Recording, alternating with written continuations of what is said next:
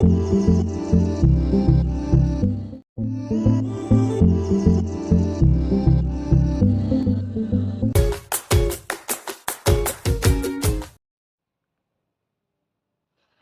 बच्चों, कैसे हैं आप? उम्मीद है सब बढ़िया होंगे।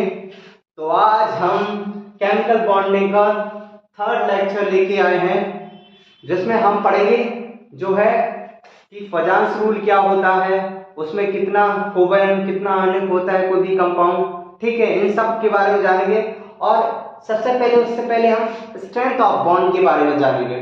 ठीक, तो स्ट्रेंथ ऑफ बॉन्ड मतलब कि अगर कोई भी बॉन्ड बहुत ज्यादा अगर मजबूत होगा तो उसको तोड़ने के लिए उतनी ज्यादा एनर्जी लेनी पड़ेगी, क्योंकि भाई जो भी चीज ज्यादा मजबूत होती है उसे तोड़ने में आपको उतनी ही ताकत लगानी पड़ती है, उतना एफर्ट लगाना पड़ता है। ठीक, जैसे कि सपोज दैट आप एक बहुत अच्छी तगड़ी दीवार लगी हो, उसको गिराएंगे तो आपको बहुत मेहनत करनी पड़ेगी गिराने के लिए। लेकिन अगर ऑलरेडी कोई टूटी हुई दीवार हो, चटकी विटकी वगैरह, तो अगर उसको थोड़ा सा भी फोर्स देंगे आप तो वो टूट जाएगी आसानी से। तो कहीं ना कहीं जो है बहुत ही ज्यादा हार्डेस्ट चीजें होती हैं उनको तोड़ने में ज्यादा एफर्ट या ज्यादा एनर्जी की जरूरत होती है। तो कहीं ना कहीं आयनिक बॉन्ड भी बहुत ही ज्यादा स्ट्रॉन्ग बॉन्ड होता है। जैसे कितने प्रकार के बॉन्ड होते हैं, जैसे कोवैलेंट बॉन्ड हो गया, मेटेलिक बॉन्ड हो गया, कोऑर्डिनेट बॉन्ड हो गया, आयनिक बॉन्ड हो गया। इन चारों बॉन्डों में से आयनिक बॉन्ड सबसे ज्यादा स्ट्रॉन्ग बॉन्ड होता है। क्यों होता है? क्योंकि कहीं ना कहीं जो आयनिक बॉन्ड होता है वो जो है डिपेंड करता है किस पे, क्योंकि बॉन्ड तो कोई प्रकार का होता ही नहीं, आयनिक बॉन्ड नाम की कोई चीज होती नहीं, वैसे केमिस्ट्री में एग्जिस्ट नहीं करती, क्योंकि आयनिक बॉन्ड एक प्रकार का इलेक्ट्रोस्टैटिक फोर्स है जो दो चार्ज के बीच में लग रहा है। किसके बीच में? दो चार्ज के बीच में अप्लाई होता है। ठीक है, जैसे कि सपोज दैट आप देख रहे थे कि हम Na ले रहे थे, Na के पास 11 इलेक्ट्रॉन होते हैं, ठीक है, न्यूट्रल स्टेट में। तो जैसे ही ये एक इलेक्ट्रॉन डोनेट करता है, क्या करता है, एक इलेक्ट्रॉन डोनेट करता है, तो ये Na प्लस और 1 इलेक्ट्रॉन इससे स्किप हो जाता है। ठीक, अच्छा, तो अब ये देखिए जब इसमें से एक इलेक्ट्रॉन गया तो कहीं ना कहीं इसकी न्यूट्रलिटी क्या होगी, डिस्टर्ब होगी। तो कहीं ना कहीं जैसे ही पहले इसके पास 11 इलेक्ट्रॉन और 11 प्रोटॉन थे, लेकिन जैसे ही उसने एक इलेक्ट्रॉन डोनेट किया, अब उसके पास कितने बचे? अब उसके पास 10 इलेक्ट्रॉन हो गए और 11 प्रोटॉन हो गए। तो कहीं ना कहीं प्रोटॉन की संख्या ज्यादा है ना? तो प्रोटॉन की संख्या ज्यादा होने के कारण जो है प्रोटॉन का चार्ज इसके ऊपर आ जाता है।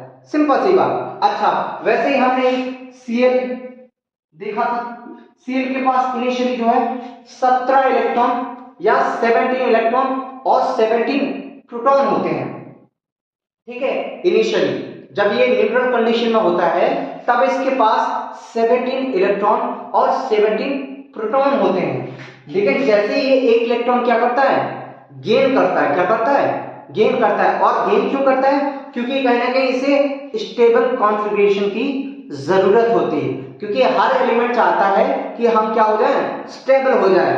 ठीक है, और एक बात और है, इसी को हम दूसरे मायने में ये भी कह सकते हैं कि जिसके पास सबसे कम एनर्जी होगी, लोवेस्ट एनर्जी होगी, वो सबसे ज्यादा स्टेबल होगा। सिंपल सी बात कि जिसके पास सबसे कम एनर्जी होगी वो सबसे ज्यादा स्टेबल।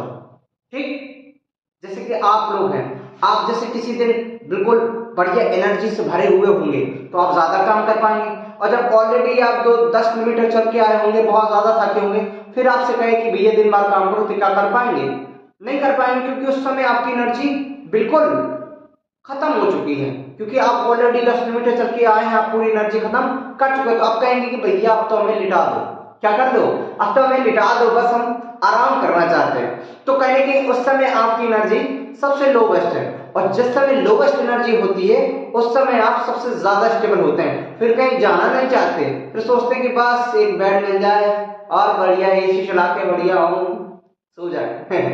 तो वही होता है इनके साथ भी, कि जब भी किसी भी एटम्स के पास सबसे, वो अपनी लोवेस्ट एनर्जी में जाना चाहता है, क्योंकि लोवेस्ट एनर्जी में जाने पर ही उसे स्टेबिलिटी मिलती है। क्या मिलती है? वो उतना ज्यादा स्टेबल हो जाता है जितनी ज्यादा उससे एनर्जी लॉस हो जाती है। तो सिंपल सी बात, आयनिक बॉन्ड भी वो बॉन्ड होता है अगर सपोज दैट ज्यादा से ज्यादा एनर्जी लॉस करेगा तो ज्यादा से ज्यादा स्ट्रॉन्ग बॉन्ड बनाएगा भाई। क्या होगा? ज्यादा से ज्यादा एनर्जी लॉस करेगा तो ज्यादा से ज्यादा स्ट्रॉन्ग बॉन्ड बनाएगा। जैसे कि सपोज दैट 17 अब इसने एक इलेक्ट्रॉन क्या किया, इसने एक इलेक्ट्रॉन क्लोरीन ने जब एक इलेक्ट्रॉन गेन किया, ठीक है, तो अब ये किस में बदलेगा? Cl माइनस में, ठीक है। जिस प्रकार सोडियम के पास इनिशियली जब न्यूट्रल कंडीशन में था तो 11 इलेक्ट्रॉन और 11 प्रोटॉन थे, मतलब 11 इलेक्ट्रॉन एंड 11 प्रोटॉन थे, ठीक है। जैसे ही उसने एक इलेक्ट्रॉन क्या किया, डोनेट किया, उसके ऊपर पॉजिटिव चार्ज आएगा, क्योंकि कहीं ना कहीं उसके अंदर नंबर ऑफ प्रोटॉन्स इंक्रीज हो गए और नंबर ऑफ इलेक्ट्रॉन जो है डिक्रीज हो गए, मतलब एक कम इलेक्ट्रॉन है प्रोटॉन के कंपैरिजन में, ठीक है। अगर प्रोटॉन 11 है तो इलेक्ट्रॉन कितने हैं? सिर्फ 10 बचे हैं, तो कहने के पॉजिटिव चार्ज आ गया। अब उसके बाद जैसे ही इसने एक इलेक्ट्रॉन गेन किया Cl ने, किसने? क्लोरीन के आयन जैसे भी एक इलेक्ट्रॉन गेन किया वैसे ही जो है इसके पास अब जो इनिशियली न्यूट्रल कंडीशन में इसके पास 17 प्रोटॉन थे और 17 इलेक्ट्रॉन थे, लेकिन जैसे ही इसने एक इलेक्ट्रॉन गेन किया ये किस में चेंज हो गया? Cl माइनस में, ठीक है। किस में चेंज हो गया? Cl में। इसके ऊपर नेगेटिव चार्ज आ रहा, क्योंकि कहीं ना कहीं इसमें नंबर ऑफ इलेक्ट्रॉन इंक्रीज हो गए। क्या हो गए?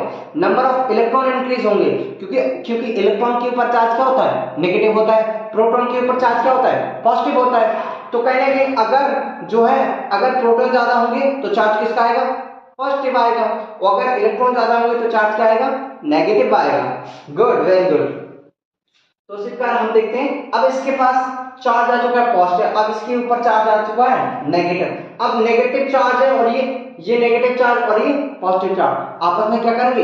एक दूसरे पर फोर्स ऑफ अट्रैक्शन लगाएंगे। क्या लगाएंगे? फोर्स ऑफ अट्रैक्शन, या हम कहें इलेक्ट्रोस्टैटिक फोर्स, जो हम की फिजिक्स में ऑलरेडी पढ़ रहे हैं। तो इलेक्ट्रोस्टैटिक फोर्स क्या होता है? Q1 Q2 constant K upon R square. तो यहां आप देखेंगे ये भी किसके? दो चार्जेस के बीच में लग रहा है। दो चार्जेस जो है सम डिस्टेंस से सेपरेटेड हैं, उनके बीच में लगने वाले फोर्स को हम इलेक्ट्रोस्टैटिक फोर्स कहते हैं। तो कहीं ना कहीं ये भी एक प्रकार की चार्जेस हैं, एक पॉजिटिव चार्ज है और एक नेगेटिव चार्ज है, ठीक है। तो कहीं ना कहीं इन दोनों के बीच में भी फोर्स लगेगा। क्या लगेगा? इन दोनों के बीच में भी इलेक्ट्रोस्टैटिक फोर्स लगेगा, और यही फोर्स जो है, इसी फोर्स को हम, इस फोर्स की वजह से दोनों एक दूसरे के जो है बहुत ही ज्यादा जो है पास आ जाते हैं और एक बॉन्ड क्रिएट कर लेते हैं। इसी को हम इस प्रकार से फॉर्म हुए बॉन्ड को ही हम क्या कहते हैं? आयनिक बॉन्ड कहते हैं, ठीक है। क्या कहेंगे? आयनिक बॉन्ड कहते हैं। ओके, हाँ। तो आयनिक बॉन्ड सबसे ज्यादा स्ट्रॉन्ग क्या होगा? क्योंकि आपको इनिशियली पता है आयनिक बॉन्ड बनता है मेटल प्लस नॉन मेटल के बीच में, ठीक है। किसके बीच में? मेटल प्लस नॉन मेटल के बीच में। तो जो बॉन्ड जो है या जो फोर्स ऑफ अट्रैक्शन या जो आयनिक बॉन्ड फॉर्म होता है वो हमेशा किसके बीच में फॉर्म होगा? एक मेटल के और दूसरा नॉन मेटल। अच्छा, मेटल मतलब जितना अच्छा मेटल हो, मतलब जितना ज्यादा उसके अंदर मेटेलिक कैरेक्टर हो उतना ज्यादा अच्छा रहेगा आयनिक बॉन्ड के लिए, क्योंकि आयनिक बॉन्ड किसका फॉर्म हो रहा है? जैसे आयनिक बॉन्ड फॉर्म होने के लिए आयनिक बॉन्ड फॉर्म होता है किसके किसके बीच में? मेटल प्लस नॉन मेटल के बीच में। तो आयनिक बॉन्ड तब अच्छे से अच्छा फॉर्म होगा जब सबसे अच्छा मेटल हो। क्या हो? सबसे अच्छी क्वालिटी का मेटल हो, और सबसे अच्छी क्वालिटी का क्या हो? नॉन मेटल हो। अच्छा, अच्छी क्वालिटी से क्या मतलब है? इसका मतलब ये नहीं चाहिए कि बाजार में आप जाते हैं कि अरे भैया ये जो अच्छी क्वालिटी का मतलब है ये बेकार क्वालिटी का, अरे उससे बात नहीं की जा रही है। यहाँ पर ये जा रही है कि कौन ज्यादा से ज्यादा मेटलिक कैरी कर रहा है, ठीक है। अब जैसे सपोज सर आप ले आए सर पोटेशियम का मेटल, ये भी प्योर ले आए हम सर, प्योर पोटेशियम है, और सोडियम का ले आए, ये भी प्योर है सर, इनके बीच में स्ट्रॉन्ग बॉन्ड बना। तो ऐसा नहीं था। जिसके अंदर मेटलिक कैरेक्टर क्या होते हैं? ज्यादा से ज्यादा जल्दी इलेक्ट्रॉन क्या होता है? ज्यादा से ज्यादा जल्दी से जल्दी जो है अपना आसानी से इलेक्ट्रॉन दे दे। क्या कर दे? जल्दी से जल्दी इलेक्ट्रॉन को क्या कर दे? डोनेट कर दे। जैसे कि सपोज दैट आप अगर किसी भी मेटल से इलेक्ट्रॉन निकालने जाते हैं तो आपको ऐसे तो वो दे नहीं देता, ऐसे तो निकल नहीं आता उससे एटम, ठीक है, कहीं ना कहीं हमें उसे एनर्जी देनी पड़ती, क्या करती, एनर्जी देनी पड़ती है। ठीक है, उस एनर्जी का नाम ही होता है आयोनाइजेशन एनर्जी, जो कि हम पहले से डिस्कस कर चुके हैं। ओके, तो जैसे ही आपने आयोनाइजेशन एनर्जी दी तो एक इलेक्ट्रॉन क्या होता है, आयोनाइज हो जाता है। ठीक है, एक हो और फिर से आयोनाइजेशन एनर्जी दोगे तो दूसरा इलेक्ट्रॉन निकल आएगा। ठीक, समझ आया। तो कहीं ना कहीं हमें इलेक्ट्रॉन को जो है निकालने के लिए, डोनेट करने के लिए कहीं ना कहीं उस एटम्स को एनर्जी देनी पड़ती है, जिसको हम आयोनाइजेशन एनर्जी कहते हैं। ओके, तो कहीं ना कहीं जो मेटल आसानी से बहुत कम, क्योंकि भाई मैंने क्या कहा था आपको, जिसमें ज्यादा से ज्यादा एनर्जी होती है वो सबसे ज्यादा अनस्टेबल होता है, और जिसमें कम एनर्जी कैरी करते हैं उनके पास जो है वो सबसे ज्यादा स्टेबल होते हैं। ठीक है, तो कहीं ना कहीं अगर हमें कम से कम एनर्जी देनी पड़े और जल्दी जो है इलेक्ट्रॉन बाहर आ जाए तो कहीं ना कहीं वो मेटल अच्छा है। तो ऐसा मेटल के बीच में आयनिक बॉन्ड ज्यादा अच्छा बनेगा। तो सिंपल सी बात ये कहेंगे, जो मेटल आसानी से अपना इलेक्ट्रॉन डोनेट कर दे वही मेटल अच्छा है। ठीक, समझ आ गया, उसी के बीच में जो है सबसे अच्छा जो है आयनिक बॉन्ड बनेगा। और नॉन मेटल वो नॉन मेटल जो आसानी से एक इलेक्ट्रॉन क्या कर ले, गेन कर ले, जो आसानी से एक इलेक्ट्रॉन गेन कर ले उसके बीच में स्ट्रॉन्ग बॉन्ड बन जाएगा। ठीक, सिंपल सी बात। अच्छा, तो हम सबसे अच्छी, आप पहले से ही पढ़ चुके हैं कि अगर पीरियोडिक टेबल में टॉप टू डाउन मूव करते हैं, आप क्या करते हैं, यदि किसी ग्रुप में आप टॉप टू डाउन मूव करते हैं तो कहीं ना कहीं मेटलिक कैरेक्टर क्या होता है, इंक्रीज कर जाता है, इलेक्ट्रॉन डोनेट करने की टेंडेंसी इंक्रीज करने जाती है। ठीक है, तो सबसे अच्छे जो मेटलिक होते हैं वो होते हैं फर्स्ट ग्रुप वाले। तो फर्स्ट ग्रुप में सबसे नीचे, सबसे बॉटम साइड में क्या होता है, सीशियम। क्या होता है, सीजियम। ठीक है, तो पहले कि सीजियम एक अच्छा मेटल है जो आसानी से एटम दे देता है। ठीक है, क्या दे देता है, एक आसानी से एटम जल्दी दे देता है, और जल्दी से जल्दी ये जो है सीजियम प्लस में कन्वर्ट हो जाता है, जिसके कारण ये सबसे अच्छा बॉन्ड बनाएगा। और दूसरा नॉन मेटल, तो नॉन मेटल में जाए तो सबसे ज्यादा नॉन मेटल कैरेक्टर होता है हैलोजन ग्रुप के पास। किसके पास, हैलोजन ग्रुप के पास, क्योंकि सबसे ज्यादा इलेक्ट्रोनेगेटिविटी होती है उनकी।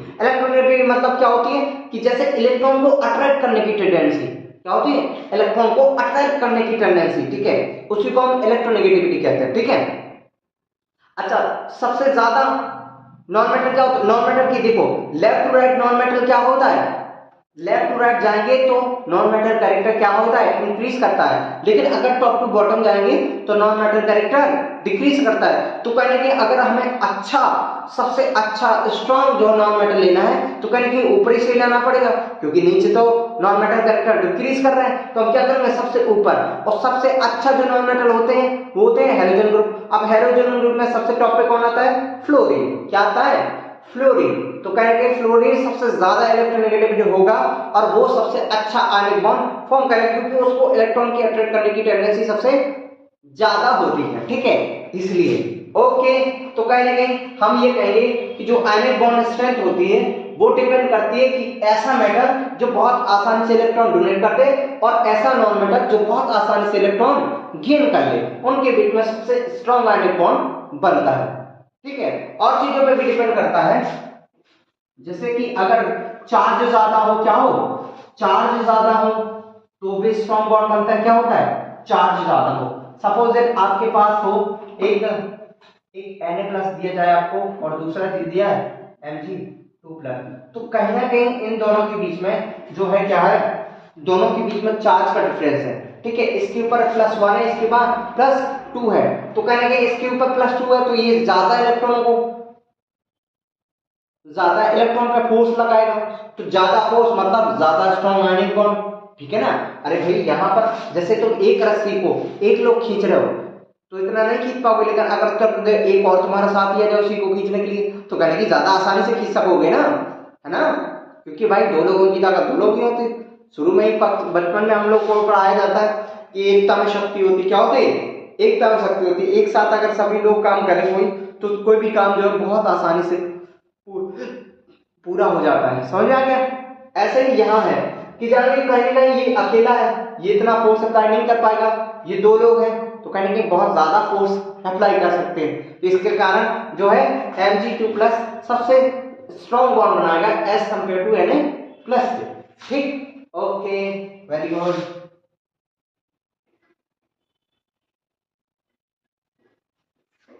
अब हम अब हम एक चीज समझते हैं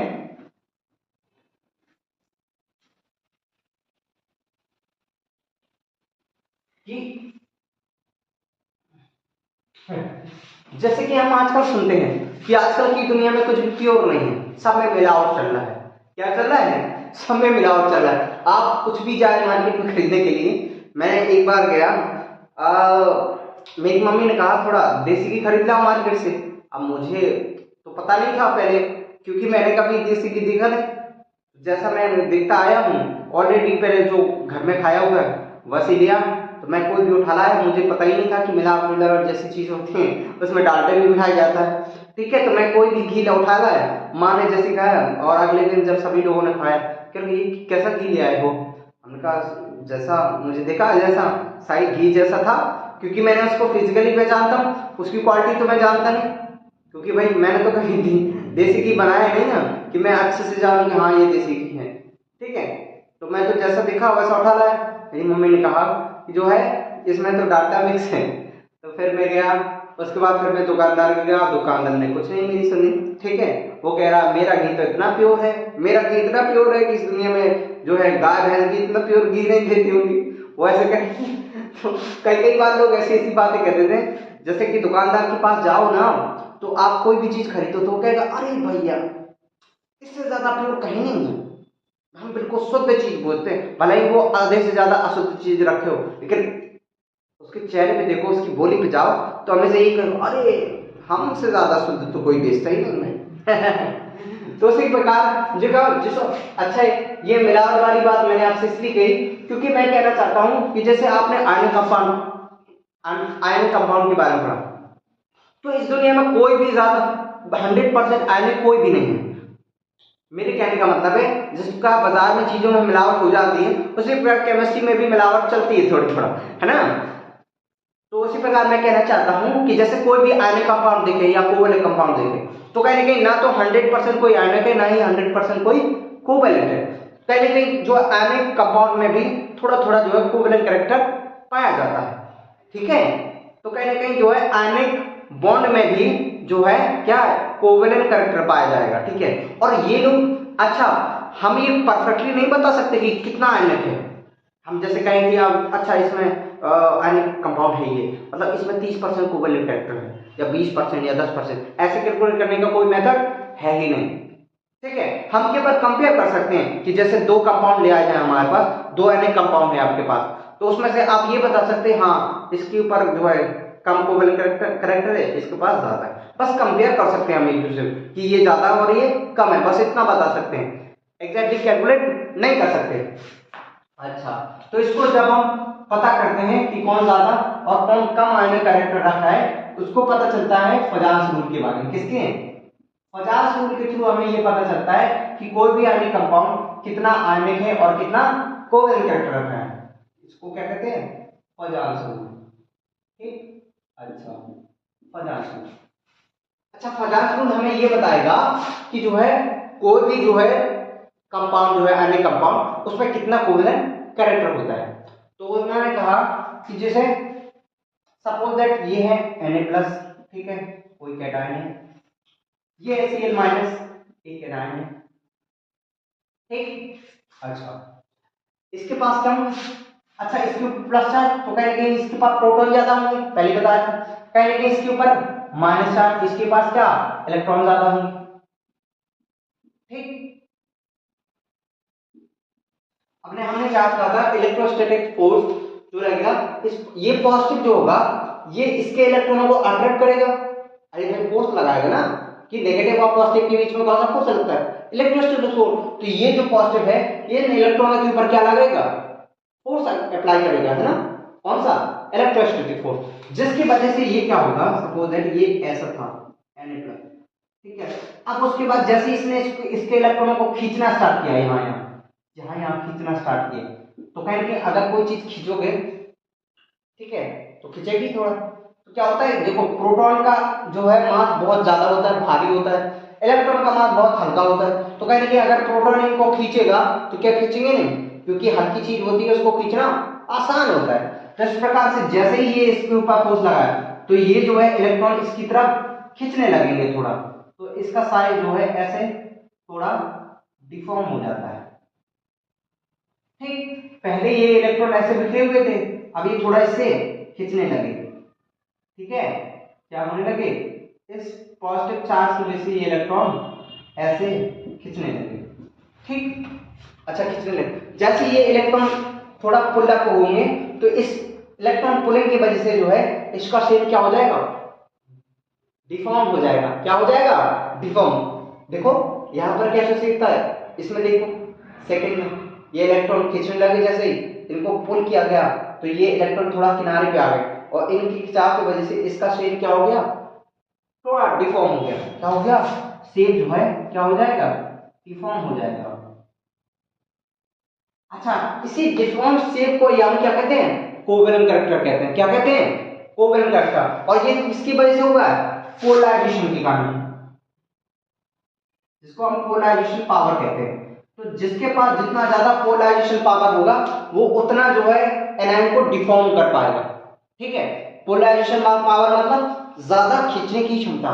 ठीक है, जितना स्ट्रॉन्ग फोर्स लगा पाएंगे ये इन इलेक्ट्रॉनों के बीच में उतना ही ज्यादा इसको डिफॉर्म भी कर पाएंगे, क्योंकि जितने ज्यादा तेजी से इलेक्ट्रॉन खींचेंगे उतना ज्यादा डिफॉर्म होगा, और जितना ज्यादा डिफॉर्म होगा उतना ही कोवेलेंट कैरेक्टर ज्यादा होगा। तो कहेंगे कोवेलेंट कैरेक्टर डायरेक्टली प्रोपोर्शनल किसके हैं, अरे भाई पोलराइजेशन पावर की। क्या कहें, पोलराइजेशन पावर की।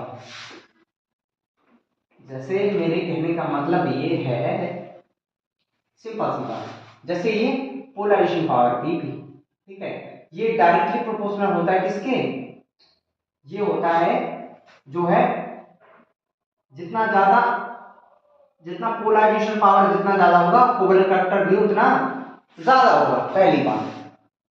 ठीक, मतलब जिसका पोलराइजेशन पावर ज्यादा उसका कोवेलेंट कैरेक्टर भी उसमें ज्यादा। अच्छा, अब ये बताओ, ये पोलराइजेशन पावर जो होता है ये इंडायरेक्टली प्रोपोर्शनल होता है 1 साइज ऑफ कैटायन के।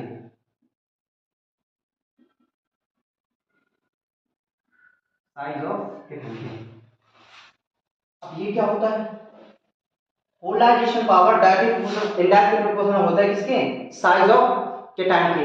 मतलब कैटायन का साइज जितना छोटा होगा, मतलब कैटायन का साइज जितना ज्यादा छोटा होगा उसका पोलराइजेशन पावर उतना ज्यादा होगा। अब ये कैसे, चलो समझाते हैं। जैसे कि सपोज दैट कोई एक छोटा एस प्रोटॉन, ठीक, और एक बड़ा सा एन है, ठीक, इसके पास क्या है, इलेक्ट्रॉन है।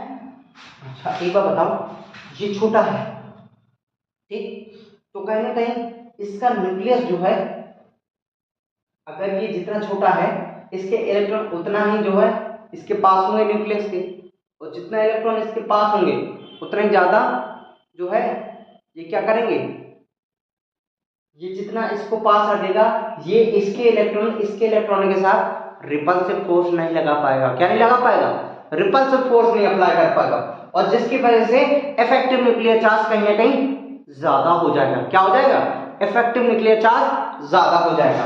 तो इसलिए कैटायन का साइज जितना छोटा होगा उतना ज्यादा ये पोलराइजेशन पावर रखेगा, मतलब उतना ज्यादा ये पॉजिटिव फोर्स लगाएगा।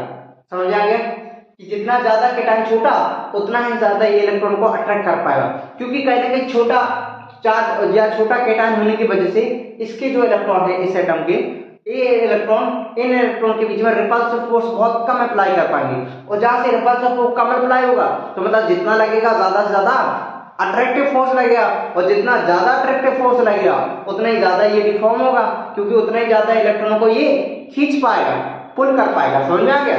तो इस प्रकार से क्या होगा कि इसका शेप ज्यादा डिफॉर्म होगा, इसलिए कैटायन का साइज क्या होना चाहिए, छोटा होना चाहिए। कैटायन का साइज क्या होना चाहिए, छोटा होना चाहिए। ठीक, तीसरा, पोलराइजेशन पावर जो है डायरेक्टली प्रोपोर्शनल होता है किसके, साइज ऑफ एनायन के। साइज ऑफ एनायन के, ठीक, दोनों अलग अलग बात है। कैटायन का साइज छोटा होना चाहिए, एनायन का साइज बड़ा होना चाहिए। अच्छा ऐसा क्यों, क्योंकि भाई अगर इसका साइज छोटा हो गया तो इसका भी इफेक्टिव न्यूक्लियर चार्ज बढ़ जाएगा, फिर तो पॉजिटिव पॉजिटिव के बीच में क्या हो जाएगा, रिपल्सिव फोर्स लगने लगेगा। तो रिपल्सिव फोर्स ज्यादा लगने का तो अट्रैक्टिव फोर्स ज्यादा नहीं लग पाएगा फिर, ठीक है। क्या होगा फिर, ज्यादा फिर अट्रैक्टिव फोर्स नहीं लग पाएगा। अगर रिपल्सिव फोर्स भी लगने लगा, भाई भले जो है अट्रैक्टिव फोर्स के जितना नहीं लगेगा, लेकिन उसके 1/3 भी लग जाए तो कहीं ना कहीं रिपल्सिव तो होगा ही होगा। तो कहीं ना कहीं जो अट्रैक्टिव फोर्स को कमजोर तो करे ही करेगा, क्योंकि दोनों क्या है, अपोजिट फोर्स है। तो हमें अगर एक फोर्स को बढ़ाना है तो दूसरे फोर्स को नेग्लेक्ट करना पड़ेगा। अगर सपोज दैट 1/3 अपोजिट फोर्स लग रहा है तो कहीं वो अपोजिट फोर्स 1/3 तो काट ही देगा ना अट्रैक्टिव फोर्स को। अब फोर्स कितना बचा, 3/4 बचेगा, सिंपल सी बात। अगर सपोज दैट जो है जो रिपल्सिव होगा वो अप्रोक्सीमेटली 0 के बराबर, तो पूरा जितना होगा 100% क्या होगा, अट्रैक्टिव फोर्स बनेगा। और ज्यादा से ज्यादा अट्रैक्टिव फोर्स ज्यादा से ज्यादा क्या है, इलेक्ट्रॉनों को खींच पाएगा। तो कहीं ना कहीं इसका साइज बड़ा होना चाहिए। इसका साइज बड़ा होगा तो इसके इलेक्ट्रॉन थोड़ा सरफेस में रहेंगे, तो ये ज्यादा से ज्यादा इलेक्ट्रॉनों को खींच पाएगा, ठीक, समझा गया। और इसका इफेक्टिव न्यूक्लियर चार्ज इसलिए कम होगा। क्या होगा, इफेक्टिव न्यूक्लियर चार्ज कम होगा, जिसके वजह से इस पर फोर्स ज्यादा एक्सपीरियंस होगा, अट्रैक्टिव फोर्स ज्यादा लगेगा, और जिसकी वजह से ज्यादा साइज ये डिफॉर्म कर पाएगा। तो हमने दो चीज पढ़ी, तीन चीज, जिसका पोलराइजेशन पावर ज्यादा उसका कोवेलेंट कैरेक्टर ज्यादा, जिसका पोलराइजेशन पावर ज्यादा, पोलराइजेशन पावर किसका ज्यादा होगा, जिसका साइज ऑफ कैटायन छोटा होगा। और पोलराइजेशन पावर डायरेक्टली प्रोपोर्शनल कब होगा, जब साइज ऑफ एनायन होगा, मतलब एनायन का साइज जितना बड़ा होगा उतना ही ज्यादा पोलराइजेशन पावर लग पाएगी, क्योंकि उतना ही ज्यादा एनायन डिफॉर्म होगा और उतना ही ज्यादा कोवेलेंट कैरेक्टर होगा, ठीक है, उतना ही ज्यादा कोवेलेंट कैरेक्टर होगा। ओके, फोर्थ हम लिखते हैं। अच्छा, फोर्थ होता है पोलराइजेशन पावर होता है, वो डायरेक्टली प्रोपोर्शनल होता है किसके, charge of cation and charge of anion. क्या होता है, चार्ज ऑफ एनायन, ठीक है। जो पोलराइजेशन पावर होगा वो डायरेक्टली प्रोपोर्शनल होगा किसके, charge of cation and charge of anion के, ठीक है। Okay okay okay. अब ये क्या बोला है कि भैया किसी भी एटम्स के पास जितना ज्यादा चार्ज होगा, भाई सिंपल सी बात है कि भैया चाहे पॉजिटिव चार्ज ज्यादा हो चाहे नेगेटिव चार्ज ज्यादा हो, फोर्स तो किसके बीच में लगना है, पॉजिटिव और नेगेटिव के पास। जितना ज्यादा फोर्स, जितना ज्यादा चार्ज होगा उतना ज्यादा खींचने की क्षमता बढ़ेगी, और जितना ज्यादा खींच पाएगा उतना स्ट्रॉन्ग बॉन्ड बनेगा, और उतना ही ज्यादा डिफॉर्म कर पाएगा, उतना ही ज्यादा कोवेलेंट कैरेक्टर होगा। खत्म सी बात, सिंपल सी बात है। देखो सिंपल सा लॉजिक है। देखो एक लोग किसी रस्सी को खींच रहे तो उतना नहीं खींच पाएंगे, लेकिन एक तरफ जो है 10 लोग हों, एक तरफ 5 लोग हों तो ज्यादा अच्छे से खींच पाएंगे ना। जैसे सपोज एक बहुत भारी बक्सा है, बहुत ज्यादा वजन है, अगर उसको बेचारे को एक आदमी के ऊपर रख दी जाए तो वो तो बेचारा थक जाएगा ना। यहीं अगर 2-3 आदमी उसकी हेल्प करें तो वो आसानी से चला जाएगा। वही सिंपल सी बात ये होती है कि भैया अगर एक चार्ज है और उतने सारे इलेक्ट्रॉन है, उनको खींचना थोड़ा मुश्किल होगा, लेकिन अगर बहुत सारा चार्ज होगा तो उसको खींचना उतना ही ज्यादा आसान होगा, और जितना ज्यादा वो खींचेगा उतना ज्यादा डिफॉर्म होगा, उतना ज्यादा कोवेलेंट कैरेक्टर होगा। तो कहीं ना कहीं जो है पोलराइजेशन पावर डायरेक्टली प्रोपोर्शनल होता है चार्ज ऑफ कैटायन के और चार्ज ऑफ एनायन के, सिंपल सी बात। और पोलराइजेशन पावर ज्यादा तो इसका मतलब उसका कोवेलेंट कैरेक्टर भी ज्यादा, इसलिए कोवेलेंट कैरेक्टर भी डायरेक्टली प्रोपोर्शनल हो जाएगा किसके, charge of cation and charge of anion के। तो चार चीजें हमने पढ़ी। सबसे पहले पोलराइजेशन पावर डायरेक्टली प्रोपोर्शनल होता है कोवेलेंट कैरेक्टर के, है ना। पोलराइजेशन पावर जो होगा, जितना ज्यादा जिसका पोलराइजेशन पावर होगा उतना ही ज्यादा जो है उसके अंदर कोवेलेंट कैरेक्टर होगा। दूसरी बात हमने ये कही कि पोलराइजेशन पावर जो है वो इनडायरेक्टली प्रोपोर्शनल होता है किसके, साइज ऑफ कैटायन के, किसके, साइज ऑफ कैटायन के इनवर्सली प्रोपोर्शनल होता है। तो डायरेक्टली प्रोपोर्शनल, और जितना ज्यादा जो है इसका साइज छोटा होगा कैटायन का उतना ही ज्यादा पोलराइजेशन पावर होगी और उतना ही ज्यादा उसका कोवेलेंट कैरेक्टर होगा। अब तीसरी बात जो हमने पढ़ी वो पोलराइजेशन पावर डायरेक्टली प्रोपोर्शनल होता है साइज ऑफ एनायन के। एनायन का साइज जितना बड़ा होगा उसे डिफॉर्म करना उतना ही आसान होगा और वो उतना ही ज्यादा डिफॉर्म हो सकता है। तो ज्यादा डिफॉर्म होगा, ज्यादा कोवलेंट करेक्टर होगा। इसलिए जो है जिसका पोलराइजेशन पावर ज्यादा होगा मतलब साइज ऑफ एनायन उतना बड़ा होना चाहिए, और जितना बड़ा होगा साइज ऑफ एनायन उतना ही ज्यादा उसके अंदर कोवलेंट करेक्टर होगा, क्योंकि उतना ही ज्यादा वो डिफॉर्म हो जाएगा। अच्छा, जो पोलराइजेशन पावर होता है वो डायरेक्ट प्रोपोर्शनल होता है charge of cation and charge of anion के। मतलब केटायन और एनायन का साइज जितना ज्यादा होगा वो charge of cation and charge of anion, मतलब केटायन और एनायन के ऊपर जितना ज्यादा चार्ज होगा उतना ही ज्यादा जो है उसके अंदर कोवलेंट करेक्टर होगा, क्योंकि जितना केटायन ज्यादा होगा उतने ज्यादा वो एनायन को अट्रैक्ट कर पाएगा, और जितना एनायन ज्यादा होगा उतने ज्यादा वो अट्रैक्ट हो पाएगा। खत्म कहानी, सिंपल सी बात है। तो इसलिए जो है वो पोलराइजेशन पावर है वो डायरेक्टली प्रोपोर्शनल है किसके, चार्ज ऑफ केटायन के एंड चार्ज ऑफ एनायन के। एंड तो जितना ज्यादा चार्ज होगा उतने ज्यादा उसमें कोवलेंट करेक्टर भी होगा। समझ आ गया? तो हमने 4 चीजें पढ़ ली, ठीक है। अब इसके थोड़ा कुछ क्वेश्चन कर लेते हैं। ओके, और एक चीज और रहेगी, 5वां पॉइंट और लिख लीजिए आप। अगर ऐसे एटम या आयंस जिनका ऐसे आयंस जिनके पास जो है सूडो नोबल गैसेस कॉन्फ़िगरेशन हो। सूडो नोबल गैसेस कॉन्फ़िगरेशन क्या होता है? जैसे कि हमने पहले ही आपसे बताया था कि जब केमिकल बॉन्डिंग फॉर्म होते हैं, बॉन्ड की फॉर्मेशन ही क्यों होती है, तो बॉन्ड की फॉर्मेशन इसलिए होती है क्योंकि कहीं ना कहीं उन्हें स्टेबिलिटी चाहिए, और स्टेबिलिटी कब मिलती है, जब वो कहीं ना कहीं नोबल गैसेस कॉन्फ़िगरेशन को अचीव करते हैं। इसको जैसे कि नोबल गैसेस है, इनर्ट गैसेस जिनको हम कहते हैं, वो जनरली रिएक्ट नहीं करती। क्यों नहीं रिएक्ट करती? क्योंकि उनका कॉन्फ़िगरेशन क्या होता है, कंप्लीट होता है। क्योंकि जितनी उनकी सब सेल यूज की जाती है कॉन्फ़िगरेशन में, वो सारी सेल क्या होती हैं, सारी सब सेल क्या होती है, फुली फिल्ड होती है। इसलिए उन्हें अब इलेक्ट्रॉनों की जरूरत होती नहीं, इसलिए वो आसानी से रिएक्ट नहीं करती, क्योंकि वो सबसे ज्यादा स्टेबल है। तो हर एक एटम चाहता है कि वो जो है नोबल गैसेस जैसा कॉन्फ़िगरेशन रखे। वो भी चाहता है कि उसके पास जितनी सब सेल है वो सारी सब सेल क्या होनी चाहिए, फुली फिल्ड होनी चाहिए। तो उन्हीं सब सेल को फुल करने के लिए जो है इलेक्ट्रॉन देना होता है, या इलेक्ट्रॉन डोनेट करेगा या इलेक्ट्रॉन एक्सेप्ट करेगा। वो इलेक्ट्रॉन डोनेट और एक्सेप्ट किस लिए करेगा? क्योंकि कहीं ना कहीं वो अपना नोबल गैसेस कॉन्फ़िगरेशन अचीव करेगा। सिंपल सी बात। तो अगर जैसे सपोज किसी आयंस के पास सूडो नोबल गैसेस कॉन्फ़िगरेशन होगा, मतलब उसका जो है कॉन्फ़िगरेशन फुली फिल्ड होगा, तो वो उसका जो है उसके अंदर कोवलेंट करेक्टर सबसे ज्यादा होगा। जैसे कि सपोज एग्जांपल में हम देखते हैं, पहले लिख लो यहां पर सूडो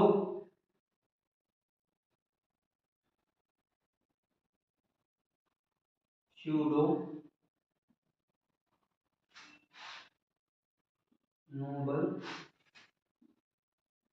गैस कॉन्फ़िगरेशन।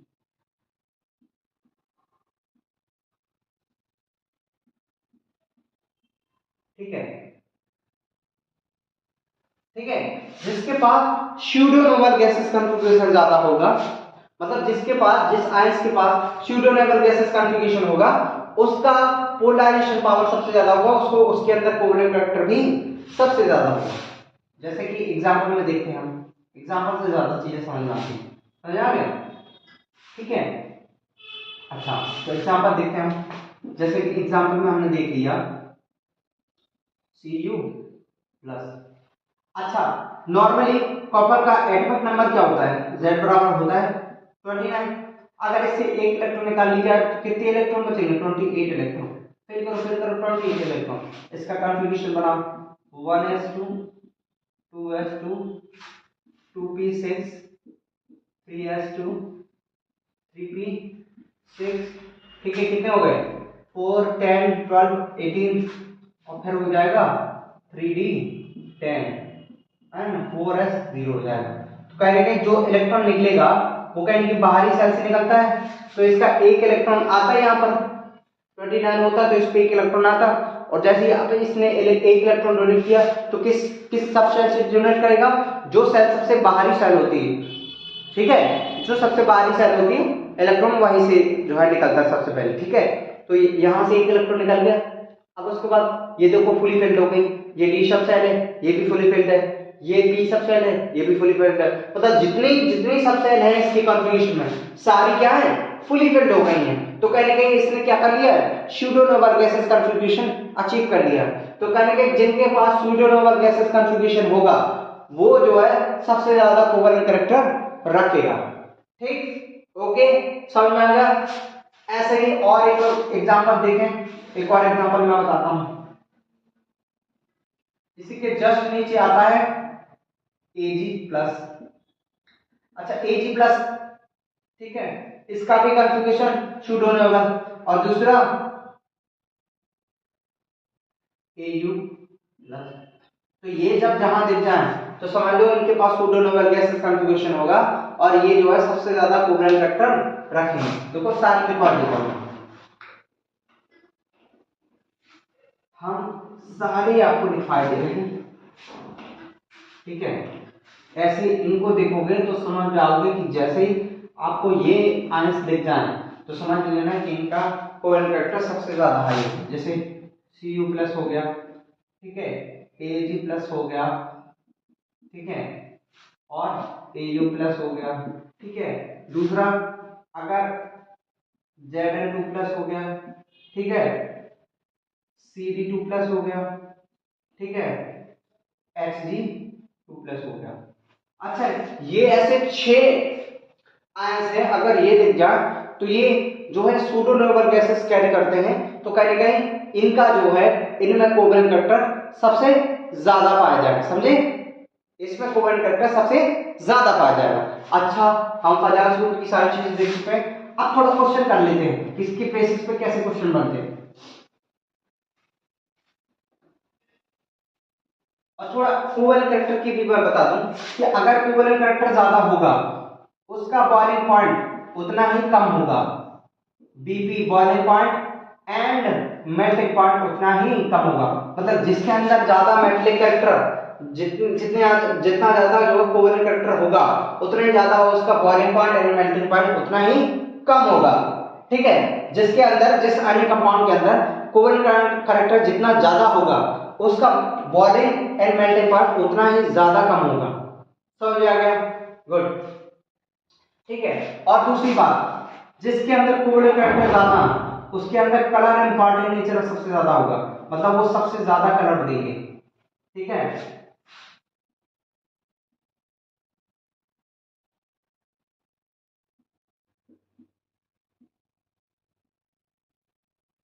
ठीक, तो जिसके अंदर कोवलेंट करेक्टर जिस आयन कंपाउंड के अंदर कोवलेंट करेक्टर ज्यादा होगा उसको उसकी कलर देने का नेचर उतना ही ज्यादा होगा, मतलब वो उतना ही ज्यादा गहरा कलर देगा, डार्क कलर देगा। समझ में आ गया, गुड, वेरी गुड। अच्छा, ठीक है, और एक चीज और लिख लो, जिसका कोवलेंट करेक्टर ज्यादा वो कम सॉल्युबल होगा, क्या होगा, उसकी सॉल्युबिलिटी उतनी कम होगी, इसलिए सॉल्युबिलिटी जो है कोवलेंट करेक्टर के इनडायरेक्टली प्रोपोर्शनल हो जाएगी, ठीक है। तो कोवलेंट करेक्टर जितना ज्यादा होगा उसका बॉइलिंग एंड मेल्टिंग पॉइंट उतना कम होगा, तो कहने के कोवलेंट करेक्टर की इनडायरेक्टली प्रोपोर्शनल होती है बॉइलिंग एंड मेल्टिंग पॉइंट, ठीक है। और कोवलेंट करेक्टर जितना ज्यादा होगा उसका कलर पार्टिकल नेचर उतना ही ज्यादा होगा, मतलब वो उतना ही डार्क कलर देगा जितना ज्यादा कोवलेंट होगा, ठीक है। अच्छा, जो आने कंपाउंड में कोवलेंट करेक्टर ज्यादा होगा वो जो है कम सॉल्युबल होगा, लेस सॉल्युबल होगा, क्या होगा, लेस सॉल्युबल होगा, ठीक, समझ आ गया। क्योंकि जो कोवलेंट कंपाउंड होते हैं वो जो है वाटर में आसानी से डिसॉल्व नहीं होते हैं, ठीक है, समझ आ गया, गुड। अच्छा, कितनी चीजें हम पढ़ चुके हैं। सबसे पहले हमने फजान सूत्र पढ़ा, फजान सूत्र में हमने क्या पढ़ा, फजान सूत्र में पढ़ा कि जो है कोई भी एनाइक कंपाउंड 100% जो है एनाइक नहीं होता, उसमें कुछ ना कुछ कोवलेंट करेक्टर होता है। समझ आ गया। और दूसरी चीज होती है जो कोवलेंट करेक्टर होता है वो डायरेक्टली प्रोपोर्शनल होता है पोलराइजेशन पावर के, इसके पोलराइजेशन पावर के, मतलब जितना ज्यादा वो उसको अट्रैक्ट करेगा उतना ही ज्यादा वो उसको डिफॉर्म करना पाएगा, और जितना ज्यादा वो डिफॉर्म होगा, ठीक है, उसको खींचने की क्षमता को ही हम क्या कहते हैं, पोलराइजेशन पावर। तो उसको जितना पोलराइज कर पाएगा, ठीक है, तो उतना ही ज्यादा वो एनायन डिफॉर्म होगा, और जितना ज्यादा डिफॉर्म होगा उतना ही ज्यादा उसके पास कोवलेंट करेक्टर होगा। इसलिए जो है पोलराइजेशन पावर डायरेक्टली प्रोपोर्शनल होता है कोवलेंट कैरेक्टर के, ठीक है। और जितना ज्यादा पोलराइजेशन पावर होता है उतना ज्यादा कोवलेंट करेक्टर। और कोवलेंट करेक्टर क्या होता है, या जो पोलराइजेशन पावर होता है वो जो है इनडायरेक्टली प्रोपोर्शनल होता है साइज ऑफ केटायन के, मतलब केटायन का साइज जितना छोटा होगा उतना ही ज्यादा जो है उसका पोलराइजेशन पावर होगा, और एनायन का साइज जितना बड़ा होगा पोलराइजेशन पावर उसका उतना ज्यादा होगा। तो इसलिए पोलराइजेशन पावर डायरेक्टली प्रोपोर्शनल होता है किसके, साइज ऑफ एनायन के। ठीक, अच्छा और एक चीज हमने देखी थी कि जैसे कि अगर किसी आयंस के पास जो है no pseudo noble gases configuration carry है, मतलब उसका कॉन्फ़िगरेशन जो है नोबल गैसेस की तरह है, तो कहने के उसका जो है उसमें उतना ही ज्यादा कोवलेंट नेचर होगा। ठीक है, गुड, ओके ओके। और एक और चीज देखी, जो जिस आयनिक कंपाउंड कोवलेंट कैरेक्टर ज्यादा होगा उसका मेल्टिंग एंड बॉइलिंग पॉइंट कम होगा, और जिसके अंदर कोवलेंट कैरेक्टर ज्यादा होगा उसका कलर एंड पार्टिंग नेचर ज्यादा होगा, मतलब कि वो ज्यादा गहरा कलर देगा, डार्क कलर देगा। और कोवलेंट कैरेक्टर जितना ज्यादा होगा उसकी सॉल्युबिलिटी उतनी ही कम होगी। समझ में आ गया, गुड। अब इसके ऊपर बेस्ड कुछ क्वेश्चन कर लेते हैं। Suppose that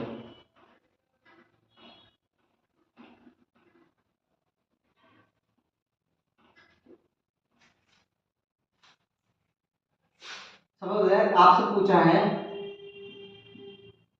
which compound have maximum covalent character।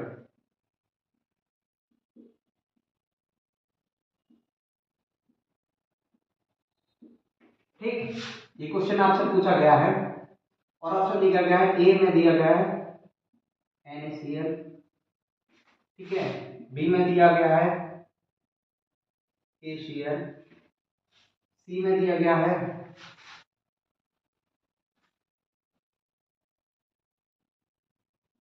RbCl, और डी में दिया गया है। ठीक, आपसे पूछा है विच कंपाउंड है मैक्सिमम कोवलेंट कैरेक्टर। ठीक है, पहला ऑप्शन दिया गया है NaCl, बी दिया गया है KCl, सी दिया गया है RbCl, और डी दिया गया है सीशियम क्लोराइड, मतलब CaCl। अच्छा, अब आप देखेंगे कि जैसे इनके एनायन तो सबकी सेम है, क्या है, एनायन सब में सेम है। देखो anion Cl Cl Cl Cl, तो एनायन तो सबके सेम, इसमें तो कोई डिफरेंस नहीं। अब चार्ज देख लेते हैं, चार्ज इसके ऊपर देखो, इसके ऊपर प्लस, इसके ऊपर माइनस, इसके ऊपर प्लस, इसके ऊपर माइनस, इसके ऊपर प्लस, इसके ऊपर माइनस, इसके ऊपर प्लस, इसके ऊपर माइनस।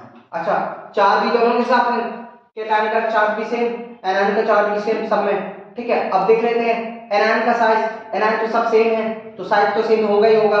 ठीक है, अब देखें केटायन का साइज देखते हैं, तो केटायन का साइज ये देखो, Na का सबसे छोटा, K का उससे बड़ा, Rb का उससे बड़ा, CS का उससे बड़ा, क्योंकि कहीं ना कहीं Na के नीचे ही आते हैं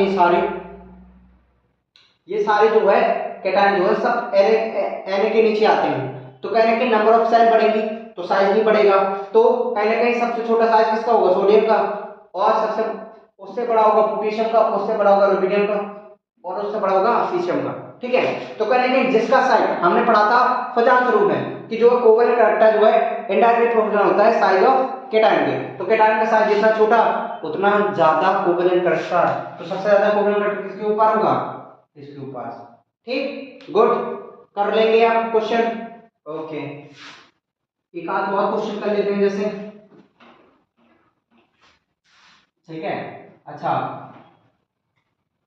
मैक्सिमम Mp एंड Bp। अब आपसे पूछा है कि विच कंपाउंड है maximum melting and boiling point. ठीक है, अच्छा ऐसा दिया है, ऑप्शन दिए गए हैं, नंबर 1 एक आपको दिया गया है CuCl, बी आपको दिया गया है NaCl, 3 आपको दिया गया है और KCl, ठीक है, और 4 आपको दिया गया है MgCl2। ठीक, अच्छा ये देखेंगे इसमें CO copper C, copper chloride, sodium chloride, और ये पोटेशियम क्लोराइड, और ये मैग्नीशियम क्लोराइड। अच्छा, आप सबसे पहले देखेंगे एनायन, एनायन तो सबके ऊपर सेम, सबके ऊपर सेम। साइज, साइज में देखेंगे तो साइज किसका छोटा होगा, सोडियम का छोटा होगा, फिर उसका पोटेशियम का, फिर उसका मैग्नीशियम का, सबसे बड़ा साइज कॉपर का होगा। समझ में आ गया? अच्छा नहीं, अच्छा सबसे बड़ा साइज साइज पोटेशियम का होगा, है ना? Okay okay. Left to right जाने के बाद जो साइज डिक्रीज होता है, तो कहेंगे ये दोनों क्या होंगे, एक ही पीरियड के एलिमेंट है, ठीक, कहीं ना कहीं, ठीक है? ठीक, अब उसके बाद ये देखेंगे साइज तो भाई इसका बड़ा है, अगर साइज के फैक्टर से लेते हैं तो सबसे छोटा साइज सोडियम का, ये आना चाहिए। लेकिन एक चीज और हमने पढ़ी थी फजास रूल में कि जो है, जो कोवलेंट कैरेक्टर होता है वो डायरेक्ट प्रोपोर्शनल होता है चार्ज के बेसिस पे। तो कभी आपको ऐसा लग जाए कि अगर साइज फैक्टर और चार्ज फैक्टर दोनों आ जाए तो कहीं ना कहीं चार्ज फैक्टर ज्यादा डोमिनेंट होता है, मतलब जिसके ऊपर चार्ज ज्यादा होगा उसके ज्यादा ऊपर जो है उसके पास उतना ज्यादा कोवलेंट कैरेक्टर होगा, इसलिए। और जिसके अंदर ज्यादा कोवलेंट कैरेक्टर उसका मेल्टिंग एमपी और बीपी उतना कम होगा, तो करेंगे MgCl2 का मेल्टिंग बॉइलिंग पॉइंट कम होगा, ठीक है?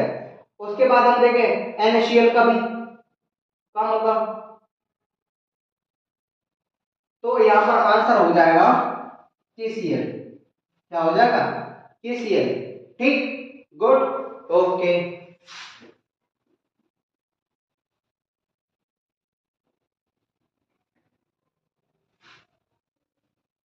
ओके, यहां तक हमने जो है अपना जो है पूरा का पूरा फजात रूल कंप्लीट कर लिया है, तो यही इस लेक्चर को स्टॉप करते हैं। Okay, thank you student and all the best. Okay.